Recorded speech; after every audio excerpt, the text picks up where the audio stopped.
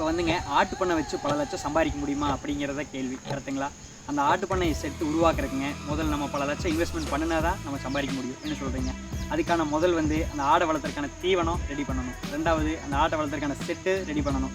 அந்த புலக்கி டெய்லி நம்ம கூட்டி வலிக்கிறதுக்கான ஈஸியான முறையில் பரன் போடுறதுக்கான பிளானை அதை பண்ணணும், கரெக்டுங்களா? இதுக்கு குறைஞ்சது நம்ம பல லட்சம் செலவு பண்ணணும். இதுக்கு எதுக்குடா பல லட்சம் செலவு பண்ணணும் அப்படின்னு கேட்டிங்கன்னா, ஒன்றும் இல்லைங்க, ஒரு ஆடு 2 ஆடு வாங்கிட்டு வந்தோம்னால லட்சக்கணக்கில் சம்பாதிக்க முடியாதுங்க. நூற்றுக்கணக்கான ஆடு வாங்கினா மட்டும்தான் லட்சக்கணக்கில் சம்பாதிக்க முடியும். அப்போது நூற்றுக்கணக்கான ஆடு வளர்த்துறதுக்கு செட்டு எவ்வளோ பெருசாக போடணும்னு நீங்களே யோசிச்சு பாருங்க. ஆட்டு பண்ணையாக இருந்தாலும் சரிங்க, மாட்டு பண்ணையாக இருந்தாலும் சரிங்க, நம்ம அதுக்கான தீவனம் வந்து நம்ம காட்டுக்குள்ளேயே உற்பத்தி பண்ணி நம்ம எடுத்து மாட்டுக்கு போடுறோம்னா தான் லாபம்ங்க. அந்த தீவனத்தையும் நம்ம விலைக்கு வாங்கணும் அப்படின்னா பெருசாக லாபம் இருக்காதுங்க.